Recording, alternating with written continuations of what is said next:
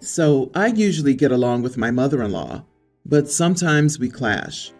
The only relevant time we've had issues was a few years ago when we were on a family vacation and got into a massive fight.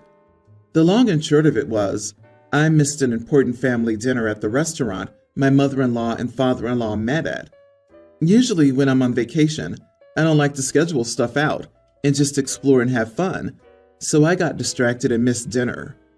Last week I learned that my mother-in-law and all my sisters-in-law are going on a trip to California this summer. Apparently they planned this since last year, and I was specifically left out of all the planning. My sister-in-law said that my mother-in-law chose not to invite me because of the fight we had about that dinner years ago. I'm the kind of person who likes to deal with things head on, with no petty BS, so I called my mother-in-law up last night. She at first said it wasn't personal. She wanted to plan many activities over the week in Cali, and she knew I wasn't one for the long planned itineraries. I said that was crap, because I could come and still hang out with them at the beach and hotel while going to the planned stuff I chose. She then said that she wouldn't pay for a flight and hotel for me just to choose to stand up to everyone. Things got heated quickly, and she told me that she swore to herself never to pay for another of my trips after ruining her anniversary trip like I did, just because I'm selfish and can't bother to do things other people want to do. This was complete BS, and I called her out on it. We ended up fighting and I hung up. I texted all my sisters-in-law, telling them that I was utterly disgusted that they would all leave me out of this just because my mother-in-law has a petty grudge against me and can't stop being a control freak for 5 seconds. Today I woke up to text after text, telling me to grow up, and she wasn't the only one who didn't want me there. My husband supports me 100%, but apparently he got chewed out by his mother today, and he said now he's staying out of it. So now I'm starting to wonder if calling her out like this was too far, and that I should have just been the bigger person. I don't know though. So she's paying for the trip so that everyone can spend time together and do activities together, and your position is that you'll pick and choose the activities that you're interested in. You are the idiot. She doesn't owe you a free trip. Don't forget the fact that the previous trip was to celebrate the in-laws' anniversary, and she couldn't even bother to show up for dinner. I also wonder whether some planned activities require reservations or deposits that would be wasted if Little Miss Free Spirit wanders off again. OP isn't that special, and no one will give her a full paid vacation so she can do what she wants on their dime. But wait, she got distracted and missed dinner. And where was the husband, the actual son, while she was distracted? Did he go to the dinner while this lady was out screwing off? Because she made it sound like she was the only one who missed the anniversary dinner, and then argued with mother-in-law for missing an important anniversary dinner instead of apologizing profusely on an anniversary trip funded by the anniversary couple. The entitlement is awe-inspiring. Honey, I've got news for you. It wasn't just about the dinner. I don't know what it was, but it wasn't just that you missed dinner. Your sisters-in-law confirmed that it's not just your mother-in-law who doesn't want you there, suggesting bigger issues. And your mother-in-law was apparently right. She wanted to treat people to a trip with a specific itinerary. You confirmed you have no intention of following an itinerary. So there you go. It's not the trip for you. You don't get to demand a free trip on your terms. It's obvious what it was. OP seems very rude and abrasive. The "I'm just brutally honest" type for sure. OP, you have an amazing sense of entitlement to think that your mother-in-law is required to invite you and pay for your trip.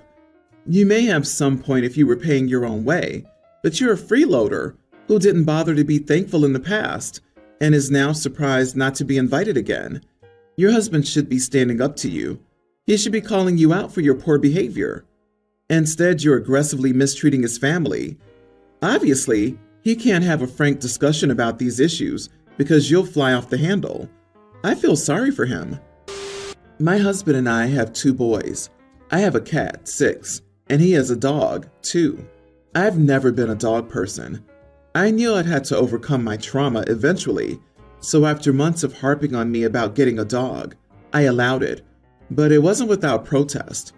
I adore some dogs, like my mom's girl, who's hands down probably the best dog on this planet, but in most cases, I truly just don't like them. And it's not the dog's fault, but the owner's lack of training. So when I finally caved and let him get a dog, I clarified that he was to train the dog and that I would not be responsible. He got the dog, she's a healer, 2 weeks ago, and she's a terror. 100% my husband's doing. It's not even her fault. She still gets in the garbage, still has accidents inside.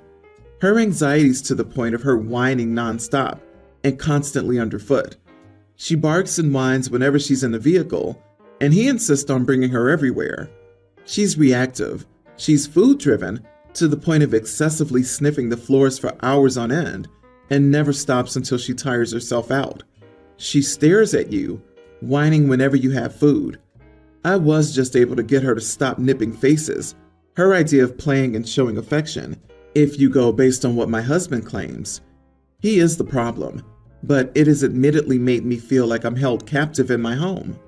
My kids also don't want this dog, and never have. But again, it's because of my husband. Well, we found a rent-to-own that my husband desperately wants. He fell madly in love with it. We've been searching for a while, but they've clarified that only one pet is allowed. My immediate reaction was, well, this won't work, whereas his reaction was, who can we get to take the cat? I told him I wasn't willing to get rid of my cat so he could keep his untrained dog that no one wanted but him. He thinks I'm an idiot because I don't have the same bond with the cat that he does with the dog. I can see his point, as he has an unhealthy obsession with his dog, and she's the exact same way as him, but I still won't do it. He says this may be the only chance we have for a while to get into a home, which also could be true, but I still stood firm. He won't speak to me and has been snuggling his dog non-stop for 4 days straight. Am I the idiot? Edit. I've talked to him until I'm blue in the face about getting her into training, especially due to her being reactive and resource guarding. He outright refuses. He says paying someone that much money is a waste of money when we could just do it ourselves. He won't get her medicated for her anxiety outside of THC chews, which simply do not work. Girl, rehome your husband. You didn't ask him to get rid of his dog. He didn't even ask. He assumed you would get rid of your cat. Add the fact that he's an irresponsible dog owner and a selfish man who doesn't care how much his dog annoys his wife and children, who must share a house with them, and how the dog herself isn't happy because he isn't providing her with a healthy bond and home life. He's the idiot for sure. This is the answer. The husband doesn't respect OP, and he certainly doesn't care about the children. If he's keeping a dog that nips at their faces in the house, he even goes so far as to intentionally undo the OP's training. So he's weaponizing the dog against OP, and that's unacceptable. And that dog needs a better owner who's going to train it. But really, people on this sun constantly complain that people here are always quick to say, throw the whole man away. But so many of the men these stories are about appear to have no redeeming factors. It makes me feel like every other OP needs to acquire 3 things: a spine, some higher standards, and a good divorce attorney. My daughter, 31, and her wife, 33, and their son, kindergartner, live in a different state. I, 60 female, am always the one who goes to visit them in their house because of my daughter-in-law's busy work schedule. My daughter said she wanted to come and see me and her old friends with her family. They're currently renovating their house. They have a home in our city and usually stay there and rarely come over. My daughter asked me if they could stay with me. I said, of course. When they arrived, I mentioned that I had prepared each of them a different room, one for my daughter, one for my daughter-in-law, and one for my grandson. My daughter said I was being unreasonable and that she wanted to sleep in the same room as her wife. I said I made her brother and his wife do the same thing when they visited, and they never complained. My daughter told my daughter-in-law to arrange for a hotel. I was really hurt by her decision and said I'd hope she'd just stay, and it was a few days. She said she hadn't slept apart from her wife for 9 years and wouldn't start doing that now. They left and stayed at the hotel. My daughter is still cold to me, and my friends think I acted like an idiot. Was I the idiot? Info: I had prepped each of them a different room. Why? I made her brother and his wife do the same thing when they visited. Why? Why on earth are you making married couples sleep in separate rooms? I think you know the answer here. Mommy wants to exert control over her grown-up children. OP, they're married with a kid. She's not a teenager you're trying to protect from the atrocity of intimacy out of wedlock. As for your son and his wife, I'm confident that they never openly complained, but had plenty of problems about it behind closed doors and didn't want to confront you about it. I bet the brother and his wife only visited once. Since then, they've just been too busy to visit. Unless your reasoning is, the only guest beds I have are singles, so I made up 3 rooms because I didn't think they'd be comfortable squishing 2 adults into one tiny bed. I have to go with, you are the idiot. Your daughter simply isn't willing to take crap like her brother. Good for her. I, 40 male, am married to Claire, 39 female. I have 2 children with my late wife who are teens. Claire has a grown son in his 20s. My late wife was Maggie, and I still love her and always will. She passed when our 2 kids were 2 and 3 years old. We had discussed the possibility of it happening because she had a job where she put herself at risk to help others. She's still very much part of our story. When I was ready to date again, I went into it with some basic points that needed to be okay with a potential partner. Those were, I was not looking for a mother for my children. They have a mother, and didn't want a relationship where they called someone else mom. Yes, we talked about it. Maggie would always be part of the picture, and any partner of mine had to be okay with that. Maggie would not be forgotten or erased just because I was ready to date. I also didn't want to have more children. When Claire and I met, she told me all of that was good with her because she had a grown son and didn't want to start over, and she respected that I still loved my late wife. She and my kids got along, so I felt good about our relationship.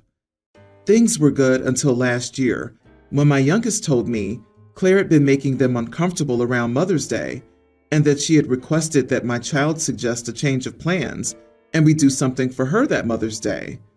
Claire was always with her son while the kids and I would visit Maggie's grave, go out for lunch at the diner Maggie and I took them to while she was alive, and we'd chill afterward.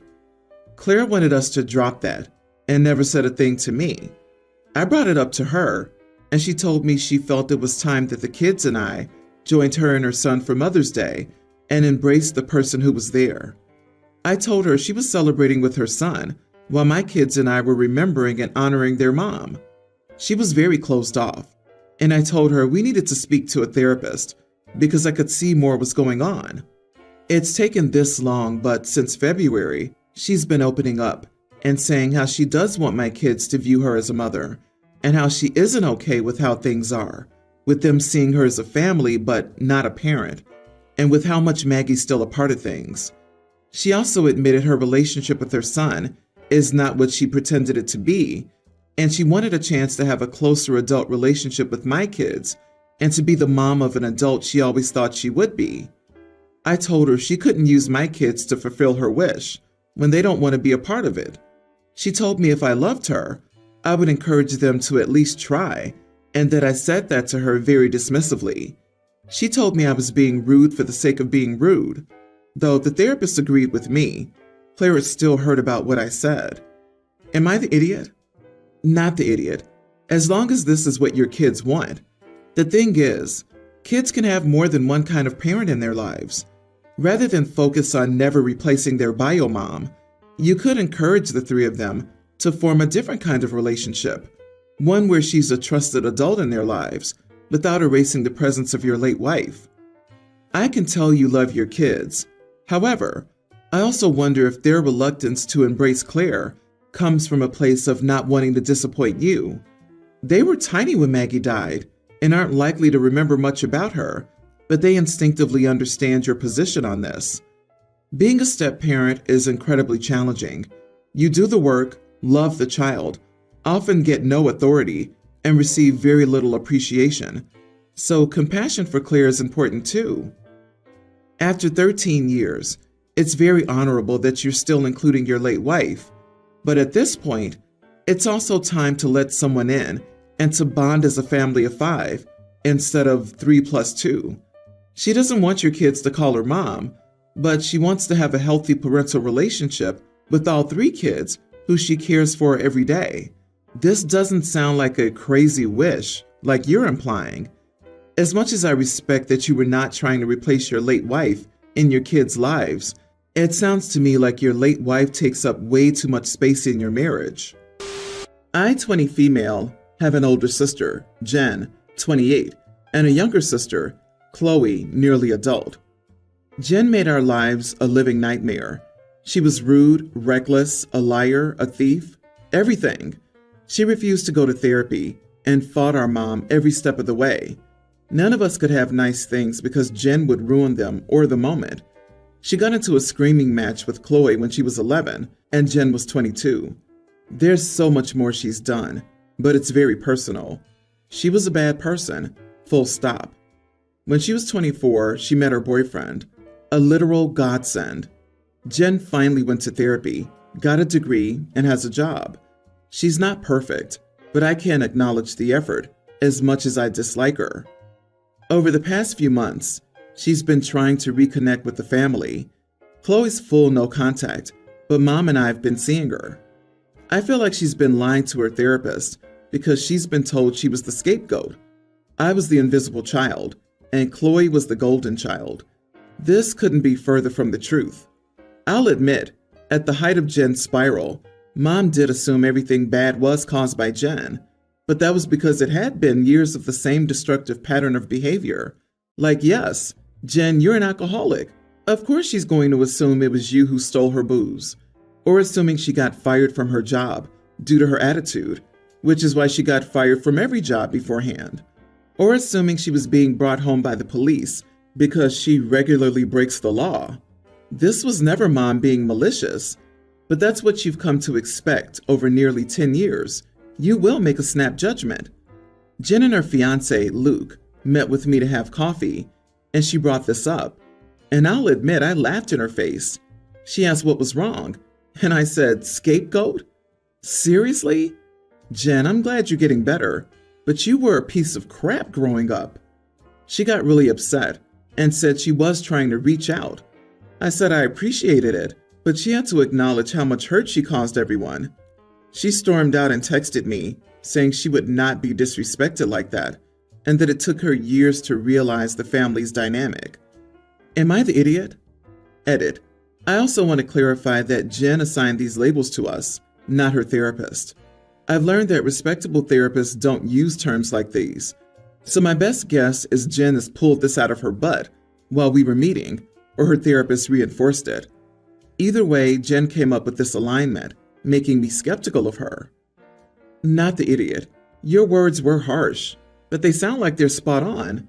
Wording aside, your point was to acknowledge her growth, but also point out that it's not okay to claim victimhood after the fact if it keeps you from taking responsibilities for your actions.